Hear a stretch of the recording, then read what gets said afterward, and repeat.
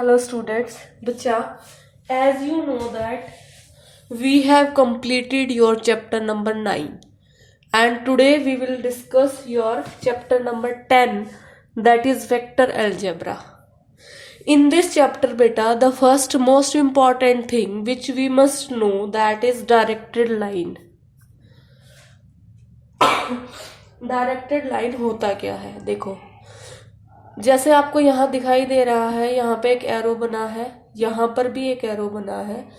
तो जो हम जब लाइन के अंदर कुछ एरो हेड्स बने होते हैं वो हमें ये बताते हैं कि हम अपनी लाइन को किस तरफ एक्सटेंड कर पाएंगे, ठीक है। That is called a directed line, ठीक है। उसको क्या कहेंगे, डायरेक्टेड लाइन, ठीक है बच्चे। अब किसी भी डायरेक्टेड लाइन में जब अगर आप ऐसे दो लाइन बना दोगे, दो पॉइंट्स ए और बी, तो वो लाइन बेटा आपकी डायरेक्टेड लाइन से क्या किस में चेंज हो जाएगी, वो आपकी डायरेक्टेड लाइन सेगमेंट में चेंज हो जाएगी। क्लियर बच्चे। वो डायरेक्टेड लाइन सेगमेंट में चेंज होने के बाद आप यहाँ देखिए, ये ए है, this is your initial point, और ये बी आपका क्या कहलाएगा, terminal point. Then we must know about vector. Vector क्या होता है, a quantity that has magnitude as well as direction, that is called vector. ऐसी चीज जिसकी डायरेक्शन भी होती है और जिसका मैग्नीट्यूड भी होता है, उसको वेक्टर कहते हैं। ये आपने आपकी साइंस में भी पढ़ा होगा 9th-10th क्लास में, वेक्टर्स एंड स्केलर्स। अब बेटा देखिए, हम वेक्टर को ऐसे डिनोट करते हैं, किसी भी लाइन वेरिएबल के आगे ऐसे एक तरफ एरो लगा के, this is the symbol of your vectors. अब जो आपका वेक्टर इनिशियल और टर्मिनल के बीच में जो डिस्टेंस होता है, यहां से लेके यहां तक का जो डिस्टेंस होता है, that is called your magnitude और लेंथ ऑफ वेक्टर। और उसको हम डिनोट करते हैं दोनों तरफ ऐसे बार लगा के और A B. Is it clear बेटा। Now the next thing is your position vector. अगर आपके पास एक्स वाई जेड एक प्लेन है, X Y Z you are having a plane, उस प्लेन में अगर आपके पास पी कोई पॉइंट है जिसके कोऑर्डिनेट्स एक्स वाई जेड है, और आपका ओ एक ओरिजिन है जिसमें आपके कोऑर्डिनेट 0 0 होते हैं, तो बच्चे आपका ओपी जो है, ठीक है, ओपी जो है, this will be called your positional vector. Is it clear. और इसके ओ जो है इसका इनिशियल पॉइंट होगा और आपका पी जो है वो इसका टर्मिनल पॉइंट होगा, ठीक है। और यहां पर आपको लेंथ ऑफ ओपी कैसे निकलेगा, length of OP under root of X square plus Y square plus Z square. Now the next thing is your direction cosines. देखो जैसे कि मैंने आपके यहाँ इस प्लेन में यहाँ एक क्यूबॉइड बनाने की कोशिश की, इस क्यूबॉइड के अकॉर्डिंग मुझे बाद में यहाँ पर एंगल्स मिले, अल्फा बीटा और गामा। अब इन एंगल्स के साथ जब cos alpha cos beta cos gamma लग जाएगा तो ये हमारे हो जाएंगे direction cosines. Is it clear. देखो जो हमारा ये ओ से बी ये जो एंगल था, ये हमारा गामा हो गया, then beta and then this remaining as your alpha gamma. ऐसे 3 एंगल्स हो जाएंगे, है ना।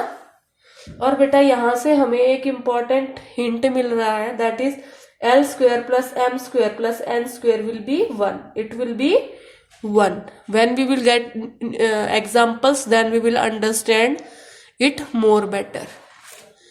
Then is your beta, just have a look. Next topic, the next thing which we will do, that is your types of vector. Types of vector हम देखिए 5 type के पढ़ेंगे आपके मैथ्स में, that is your zero vector. Zero vector कौन सा, जो उसी पॉइंट से निकल जाए, ठीक है, जैसे ए से ए का डिस्टेंस, बी से बी का डिस्टेंस। Is it clear. जिसका टर्मिनल और इनिशियल पॉइंट एक सेम पॉइंट से डिनोट होता है, that is your zero vector. Unit vector कौन सा होता है बेटा, जिसका मैग्नीट्यूड 1 हो, जिसका मैग्नीट्यूड निकालने के बाद 1 आ जाए, that is your unit vector. Coinitial vectors कौन से होते हैं? ऐसे वेक्टर्स जैसे एक वेक्टर ये हो गया, फिर दूसरा वेक्टर इसी पॉइंट से स्टार्ट हो जाए, सो आपके ए और बी जो क्या कहलाएंगे? कोइनिशियल वेक्टर्स। इक्वल वेक्टर्स कौन से होते हैं? इक्वल वेक्टर्स वो होते हैं जब उसके बाकी सारे एलिमेंट्स जो हैं वो सेम होंगे। नेगेटिव वह वेक्टर क्या होता है? किसी भी वेक्टर का इमेज जो होता है with equal magnitude, that is called negative of a vector. Then here is बेटा your example number 1, represent graphically a displacement of 40 kilometre 30 degree west of south. अब इसके लिए हमें अपना ये जो डायरेक्शन ग्राफ है ये पता होना चाहिए, ईस्ट वेस्ट नॉर्थ साउथ। अगर ये आपको अच्छे से याद नहीं है तो आप लोग अच्छे से इसे नहीं कर पाएंगे। यहाँ बेटा ओ से पी आपका 40 किलोमीटर डिस्टेंस आएगा, और हम ये जो आपका थर्ड क्वाड्रेंट है इसमें वाई एक्सिस की ये जो लाइन है हमारी, यहाँ से 30 डिग्री का एंगल बनाएंगे। ठीक है, ऐसा आपको वो कुछ भी आ सकता है पेपर में, 30 kilometre to the 45 degree of east of north, कुछ भी आपका क्वेश्चन में ये आ सकता है। देखो नेक्स्ट एग्जांपल में आपसे क्या पूछ रहे हैं, which of the following are scalar and which of the following are vector. तो मैंने पहले से इसको आपको बता रखा है, टाइम जो होता है दैट इज ऑलवेज स्केलर। ये वॉल्यूम है, volume is always a scalar. Newton means force, so force is a vector. और आपकी स्पीड जो है that is scalar. Density is also scalar. और आपकी बेटा किसी मीटर पर second it is your acceleration, that is vector. ये सारे आपको लर्न करने हैं। ठीक है, क्या स्केलर है क्या वेक्टर है। फिर आपसे पूछा जा रहा है यहाँ पर कोलिनियर, इक्वल और कोइनिशियल कौन कौन से होते हैं, this you have to tell. ये आप जो डेफिनेशन की है इसके अकॉर्डिंग इजिली बता पाएंगे। इस फिगर के अकॉर्डिंग आपका ए, सी और डी ये आपके कोलिनियर है, और बेटा आपका ए एंड सी इक्वल है, और आपके बी, सी एंड डी जो एक ही पॉइंट से स्टार्ट हो रहे हैं, बी, सी एंड डी, ये आपके कोइनिशियल वेक्टर्स है। इज इट क्लियर बेटा? Now next is addition of vectors. ध्यान से देखिए, a vector A B simply, यहाँ पे एरो आना ना, a vector A B simply means displacement from A point to B point, A से बी। ठीक है, the net displacement made by the girl, suppose कोई लड़की है वो पहले ए से बी गई, बी से सी गई, तो उसकी टोटल डिस्प्लेसमेंट जो है वो हम ए सी के थ्रू भी निकाल सकते हैं। और हमारा ए सी जो है वो कैसे निकलेगा, ए बी वेक्टर की length plus B C vector, और ये आपका ए सी। इसको बोलते हैं law of triangle law of vector addition. क्या बोलते हैं इसको? Triangle law of vector addition. इसके अंदर बेटा देखो एक फिगर से भी मैंने रिप्रेजेंट किया है यहाँ पर। सपोज ए बी आपका ए वेक्टर है, बी सी आपका बी वेक्टर है, तो आपके ए सी की वैल्यू आएगी ए वेक्टर प्लस बी वेक्टर। ऐसे ही अगर आपका ये जो है ये नेगेटिव की तरफ, नीचे की तरफ भी आ जाता है, तो आपका ये जो ए सी डैश है बेटा इसकी वैल्यू आ जाएगी ए vector minus B vector.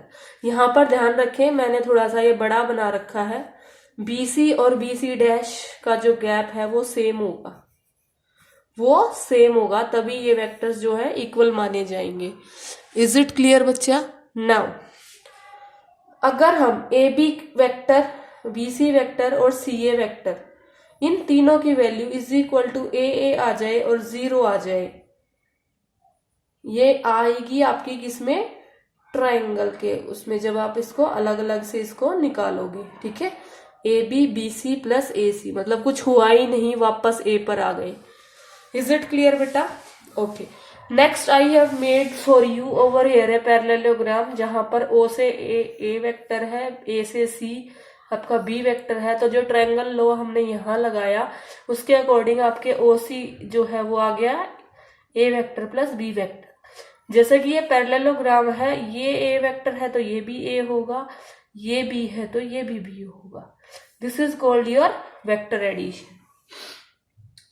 Now बच्चे, using the triangle law one में नोट दैट, ट्रायंगल लॉ के अकॉर्डिंग हमें ये मिल गया। फिर जैसे कि हमें पता चला A C is equal to O B, ये दोनों सेम है क्योंकि साइड्स ऑफ ए पैरेललोग्राम होते हैं, तो वापस से हमारा ये प्रूव हो गया that O A is equal to O B.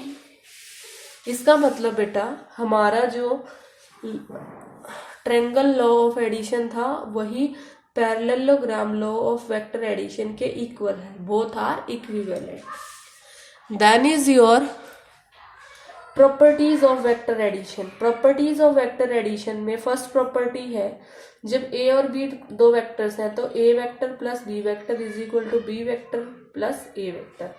अगर हमारे पास 3 वेक्टर है तो बेटा पहले 2 को ऐड करके 3 कर दो ऐड, या फिर पहले लास्ट 2 को ऐड करके ए ऐड कर दो। Means they are associative, they are commutative. ये कौन सी है? Commutative property. और ये कौन सी है बेटा? Associative property. देन बेटा आइडेंटिटी में आपको जीरो वेक्टर एक आइडेंटिटी कहलाता है, क्योंकि अगर हम किसी भी वेक्टर में जीरो वेक्टर को ऐड कर देंगे तो उस पर कोई इफेक्ट नहीं पड़ेगा। Now to the next concept, that is your multiplication of a vector by a scalar. देखो ये हमने पहले लिया ए वेक्टर, इसको हाफ किया, देखो इसके लेंथ के अकॉर्डिंग ये हाफ है। फिर हमने इसको डबल किया तो यहां से एक ही पोर्शन था तो ये डबल हो गया, ठीक है। 4 पोर्शंस, 2 थे ना यहाँ पे, तो 2 और 2 4। फिर इसका हाफ हो गया, नेगेटिव तरफ उल्टी तरफ आ रहा है ये, और ऐसे ही जब ये वापस उल्टी डायरेक्शन में आएगा तो ये नेगेटिव ऑफ 2a हो गया। और ये टॉपिक कौन सा है हमारा? Multiplication of A vector. अगर इसमें हमारे पास ये एक ए वेक्टर है और ये जो है हमारा लैम्डा कोई स्केलर है, तो ये प्रॉपर्टी सेटिस्फाई होती है, that is mod of lambda into vector A is equal to mod of lambda and mod of vector A. Clear बेटा? यहाँ पर हमारी एडिटिव इनवर्स प्रॉपर्टी भी आ जाती है किसी की भी वेक्टर का नेगेटिव। फिर बच्चा ये है हमारा एक मेन पॉइंट कि हमारे लैम्डा की जो वैल्यू है वो है ये हमें लर्न रखनी है। Lambda value is 1/a vector mode, ठीक है। फिर हमारी ये प्रॉपर्टी भी आप लोगों को लर्न करनी है। एज पर this property we will get value 1। अगर कोई स्केलर k है तो k अगर 0 वेक्टर से उसको मल्टीप्लाई किया जाए then we will get 0 vector. अब बेटा next is your components of a vector. जब कंपोनेंट्स ऑफ अ वेक्टर हम करेंगे तो a b हम ये मान लेते हैं 1 0 0 b 0 1 0 0 0 1, ठीक है। तो जब यहाँ से हम o से a निकालेंगे और o से b और o से c, तो हमारा ये 1 1 आएगा using this formula x² + y² + z²। ये हमने अपनी थोड़ी देर पहले इसको डिस्कस किया था। नेक्स्ट इज ये सारे 1 आने के बाद बच्चा हम इनको इससे डिनोट कर रहे हैं i cap j cap k cap से, ठीक है। अब देखो ये तो मैंने आपका क्या बना दिया? Plane x y z plane, ठीक है। यहाँ पर ये आपका a पॉइंट शो करेगा, फिर b को शो करेगा, फिर c को शो करेगा। फिर मैंने यहाँ पे लिया एक पॉइंट p, o से p, ठीक है, और ये p के कोऑर्डिनेट्स ये हैं। इस केस में बेटा जब आप OP निकालोगे या r, इसको हम अगर r मान लें तो ये कैसे निकलेगा? x i cap plus y j cap plus z k cap, ठीक है। यहाँ पर हमारे x y z जो है these are our scalar components, और स्केलर कंपोनेंट्स का दूसरा नाम क्या होता है? Rectangular components. Is it clear? Then is बेटा your x of i cap, y of j cap, z are your vector components here. अगर हमें यहाँ पर किसी की लेंथ निकालनी हो तो वो कैसे निकलेगी? हम इसको ऐसे डिनोट कर लेते हैं, that will be your x² + y² + z²।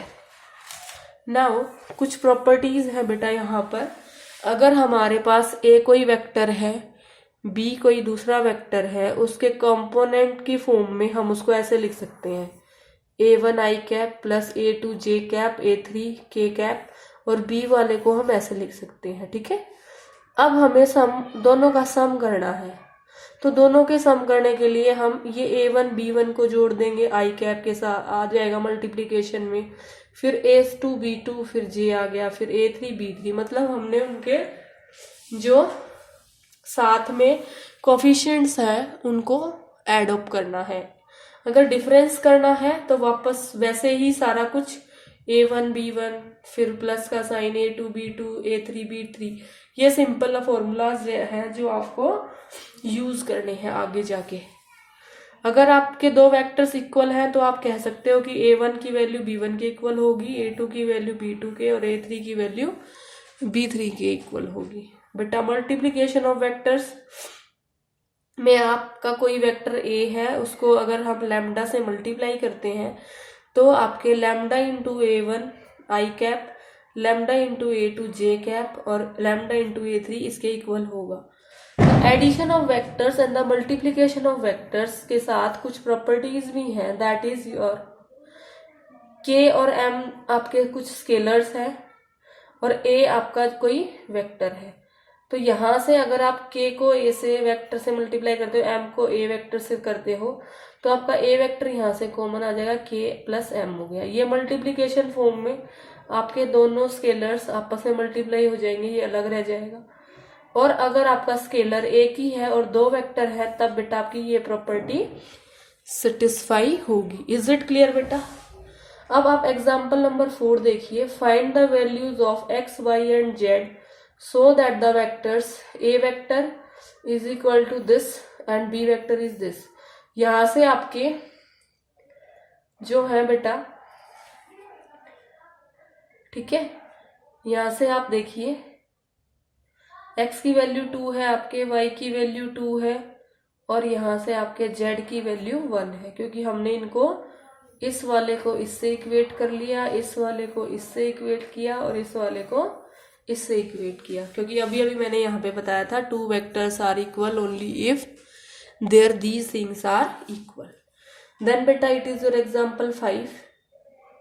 अगर a वेक्टर को ऐसे डिनोट किया है, b को इससे डिनोट किया है, तो ये वैल्यूज क्या सेम है और क्या वेक्टर्स भी इक्वल है, तो हमने अपने फॉर्मूले को यूज करके ये वैल्यूज निकाली तो सेम आएंगी। वैल्यूज तो आप निकाल ही सकते हो बाय सिंपली, बहुत सारी बार आप ऐसे क्वेश्चंस कर चुके हो। आपको A1 पता है, यहाँ से 1 है, B1 आपका 2 है, यहाँ से आपका A2 की वैल्यू 2 है और B2 की वैल्यू 1 है। ये हमने यहाँ पुट की, वी विल गेट √5। हमारा ये तो इक्वल है, ठीक है, ये वाला तो इक्वल है हमारा, लेकिन ये जो सेकंड पार्ट है दिस इज नॉट इक्वल। हम ये नहीं कह सकते कि दोनों वेक्टर्स भी इक्वल होंगे। इज इट क्लियर बच्चे? Then is your example number 6, that is find unit vector in the direction vector. जब आपकी ये वैल्यू गिवन है, तो जैसे कि हमें यूनिट वेक्टर का वैल्यू पता है, हम ऐसे निकाल सकते हैं। इसके लिए पहले हमें ये निकालना पड़ेगा और इसके लिए हमें इनकी वैल्यूज चाहिए। तो हमारे x1 की वैल्यू यहाँ से जो हमारी वैल्यू है वो 2 है, 3 है और 1 है, इनका हमने स्क्वायर किया और we will get √14। Is it clear बेटा? अब हमने वापस से ये जो वैल्यू हमारी आई है, हमने वापस इसको इस फॉर्मूले में ले गए और इसमें ले जाने के बाद we have got these values. Clear है बेटा? Unit vector in the direction of this निकालने का फॉर्मूला आपको ऐसे यूज करना है। इसमें से ये और ये आपको पता ही है कौन कौन से आप लेंगे और कैसे कैसे आप लेंगे। Then is your find a vector in the direction of this. ये है आपके पास, यहाँ से आपको एक वैल्यू 1 है आपकी, एक 2 है, दोनों का स्क्वायर करके अंडर रूट करना, यू विल गेट √5। ऐसे मैंने ये √5 निकाल लिया था। अब बेटा आप देखिए यहाँ पर जो मैंने यहाँ लिखा है आपका, ये i j k के साथ आपकी ये वैल्यूज होती हैं, इनको हम यूज करते हैं। Is it clear? ये वैल्यूज कुछ भी हो सकते हैं आपके। ठीक है, एक्स वाई जेड की फॉर्म में हो सकते हैं, A1 B1 की फॉर्म में हो सकते हैं, तो हमें ध्यान रखना है उन चीज़ों का ना बेटा। ऐसे ही ये क्वेश्चन 6 के जैसे है, पहले हमने ये √5 निकाला, फिर इसके अंदर पुट कर दिया, यूनिट वेक्टर का फॉर्मूला है ये आपका। तो बच्चे इसके बाद फिर से हमें ये 7A के अकॉर्डिंग निकालना है, क्योंकि 7 यूनिट्स यहाँ पे लिखा है, तो हमने इस पूरे को 7 से मल्टीप्लाई कर दिया। Now next one is your 8th, find the unit vector in the direction of the sum and vectors of this. इसके अंदर बच्चे पहले हमें a प्लस बी करना है, ठीक है। a प्लस बी हम कैसे करेंगे, मैंने आपको बताया था, इसका और इसका ऐड हो जाएगा i के साथ जो है, तो 2 + 2 = 4 और i आ गया। फिर बेटा ये 2 और यहाँ पे कुछ नहीं है तो 1, 2 + 1 3 आ गया। फिर बेटा ये आपका -5 और ये 3, तो -5 + 3, इसका आंसर क्या था -2, तो यहाँ पर आपका ये -2 आ गया। क्लियर हो गया आपका ए वेक्टर और बी वेक्टर ऐड कैसे हुए, ठीक है। अब हमने आपको यहाँ से निकाल लिया लेंथ ऑफ सी वेक्टर, ठीक है। अब लेंथ ऑफ सी वेक्टर, इसके साथ 4 है, 4 का स्क्वायर, इसके साथ 3 है, 3 का स्क्वायर, इसके साथ -2 है, इसका स्क्वायर, 4 का स्क्वायर 16, 3 का स्क्वायर 9, 2 का स्क्वायर 4, इन सबको जोड़ा तो ये आया 29 और √21। देयरफॉर हमारा जो सी वेक्टर है वो इस फॉर्म से निकलेगा बेटा। हमारे इसकी वैल्यू √29 आ चुकी है, और ये वाले हम जब इससे मल्टीप्लाई करेंगे we will get this final answer. Example 9 आपको खुद से करना है, कुछ ज्यादा टफ है नहीं उसके अंदर। फिर 2 कंसेप्ट और है बेटा आपके 10.2 से पहले, that is vector joining 2 points. So if P1 is this, P2 is this, ऐसे मैंने इसको लिया है P1 P2। अगर हमें P1 P2 की लेंथ निकालनी है we will use this formula, x2 - x1 + y2 - y1 z2 - z1। अब x2 क्या है, आपके सेकेंड पॉइंट के कोऑर्डिनेट्स, और आपके ये y1, ये जो x1 y1 z1 है, ये आपके फर्स्ट पॉइंट के कोऑर्डिनेट्स, ठीक है बेटा। अगर हमें यहाँ से वेक्टर की वो निकालनी है P1 × P2, ठीक है, तो बेटा ये हमारा निकल जाएगा x2 - x1 i cap plus y2 - y1 j cap plus z2 - z1 k cap. Example 10 आपका इसी फॉर्मूले से निकलेगा, तो आपको वो भी खुद से करना है।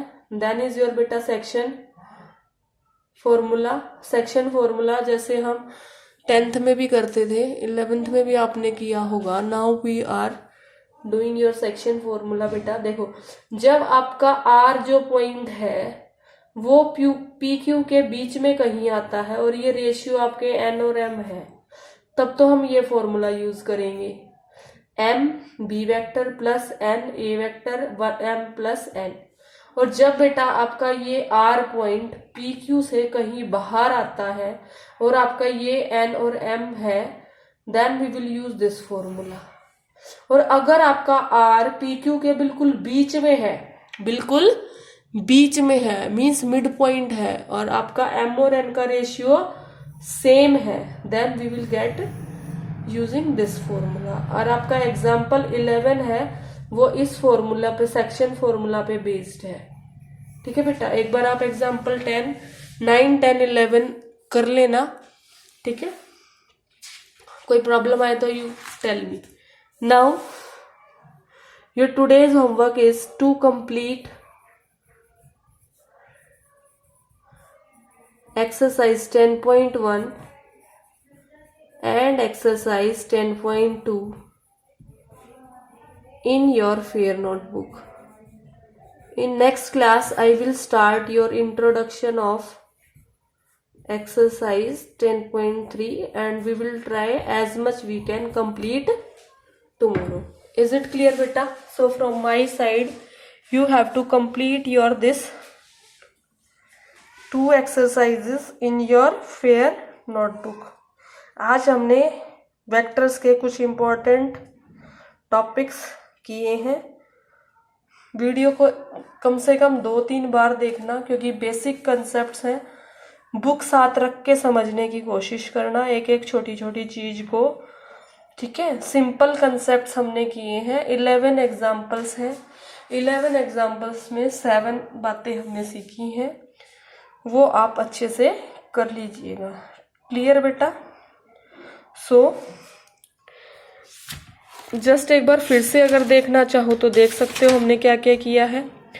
Directed line, definition of vector, position vector, direction cosines, types of vector, ठीक है। फिर एग्जांपल्स किए 1 2 3। फिर बेटा एडिशन ऑफ वेक्टर्स, सब्ट्रैक्शन, ये आपका सब्ट्रैक्शन ऑफ वेक्टर्स था, यहाँ पे मैंने मेंशन नहीं किया। फिर आपका यहाँ पे लॉ ऑफ ट्रायंगल है, वेक्टर एडिशन बताया आपको।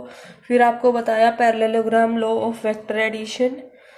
फिर हमने प्रॉपर्टीज ऑफ वेक्टर एडिशन किए। फिर बेटा मल्टीप्लिकेशन ऑफ वेक्टर किया, कंपोनेंट्स ऑफ वेक्टर किया हमने।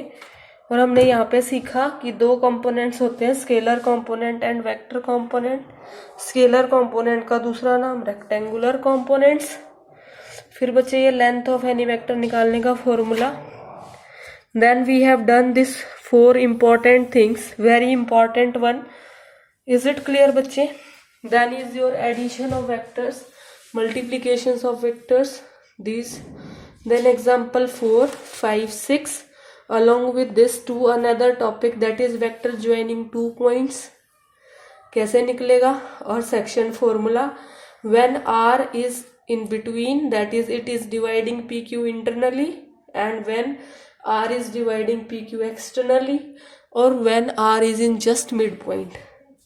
अब बेटा एक बार फिर से आप यहाँ से इन नोट्स के स्क्रीनशॉट ले लीजिए, क्योंकि मैंने बड़ी मेहनत से आपके लिए इनको छाटा है, बिकॉज इम्पॉर्टेंट है ये। तो ये फर्स्ट 2 पेजेस का screenshot, you take it first. Hope you have taken. Okay, now you take of this, might have taken बेटा। Now of these,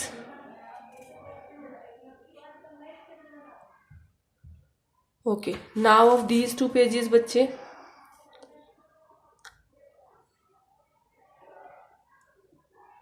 okay, now बच्चा दीज 2 पेजेस,